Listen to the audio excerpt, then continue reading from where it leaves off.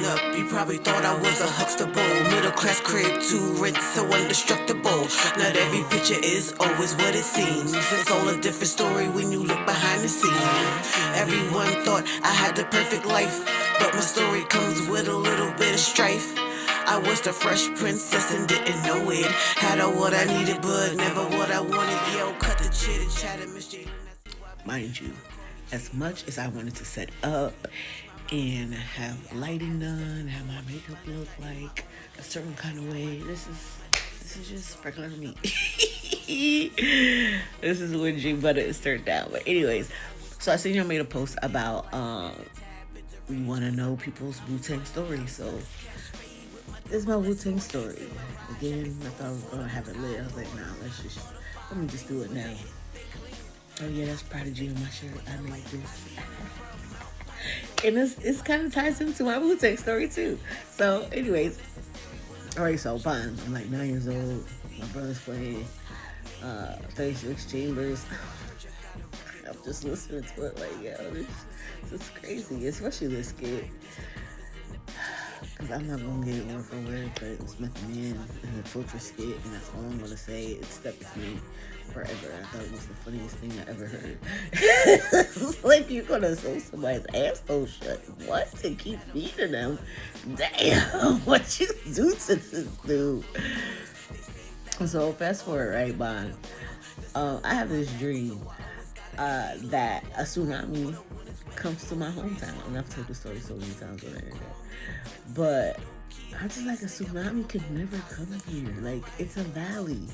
Do you know the kind of wave of water that you would have to send? Like, it would have to be massive. I thought none of it. So I think about a year later, I see it's advertised. The Tsunami Fest is coming to my hometown, Reading, PA. Headlining Wu-Tang. I was like, in my deep. So prior to that, I was working at LA Fitness, and I see this buff black dude and this other chocolate looking dude, a little shorter than the buffer dude or whatever. But come to find out, it was my Beats manager. What they doing in my job? Okay, LA Fitness.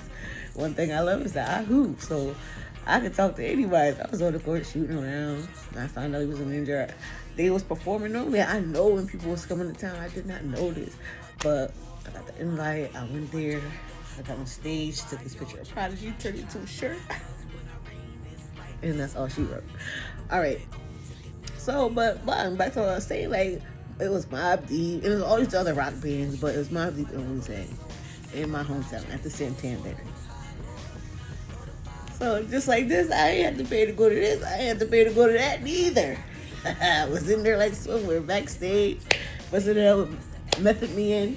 I went to smoke with Capadonna, but I knew I wasn't staying. My goal was just to smoke with somebody from Wu, and Capadonna was it.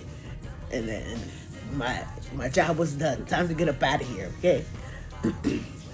So later I started rapping. I don't know. I kind of know why, but I don't know why. I just decided to start writing and rapping and So I linked up with the homie from back home called Draven, from like The Walking Dead or this group. But he was connected to Judah Priest. But before I was even aware that he was connected to Judah Priest, Buddha Monk's brother, I was like, I want to line up with Wu-Tang. I didn't really understand it then. And I kind of have an idea of why, but so it just happened where I linked with Judah on social media.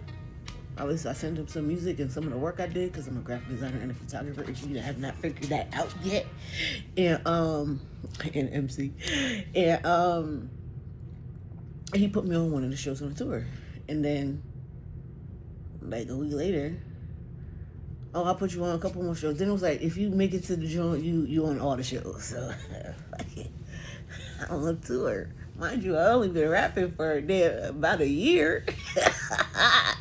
So it was lit. I was on the Last Shall Be First tour, which was so fun. So dope. My first experience going on tour even in that little realm, because I just started rapping though. I had like my first show maybe like 3 months before, and like a month after, wow. So I performed, and then like a month after that, I found out I was going on tour with Judah. I was like, yeah, this is, yeah. And then on one of the tours, I met Victor Dawn, and he was doing Woo Wednesday at that time. So I was like, oh, I want to link with him to do work. And listen, I'm always on business first. Personal is always last in any situation. But I was like, yo, I just want to link up. See what's up. And I did. We worked on some things. We collabed on some things. I got to go to perform at a show, so it was really dope. So I had a dope experience with that. But then, like, I've also been featured on songs with Judah Priest. I'm a part of Gang of Roses. Check us out. You know, what is the Gang of Roses? What is the streaming everywhere? Definitely check out Raise Your Shirt. About the third verse on there. That's me. Check me out. So yeah, that's how I got into the universe. So yeah, I spoke with Mook. You know, he be running his mouth on live. You know, talking whatever he be talking about.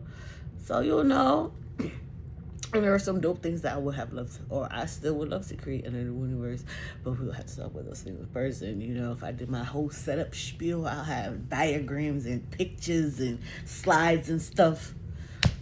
But I ain't feel like doing all that. I could have showed off, but y'all could look at my social media. I ain't feel like doing all that. We just having a conversation, you know? But yeah, excuse me. But yeah, Wu-Tang has inspired a lot of things that I'm working towards. One thing I do want to say, like in my current location, if possible, a pop-up concert. The playground is huge, okay? Excuse me, the playground is huge. Pop-up concert. You know, you can make it seem like it's just some low-key joint, and then you're gonna be seeing the stage and the speakers like, fuck going on here? But that would be fire, and I would love to do that. Collab with my nonprofit on that, because that's just a dream I had. You know? I know y'all coming to Darien Lake. So. But in my dream world, in my universe, because the universe is deep. Shit is like Marvel out here. All these sectors of Wu-Tang is ridiculous. It's like, what? I just walked over here. This is the universe too.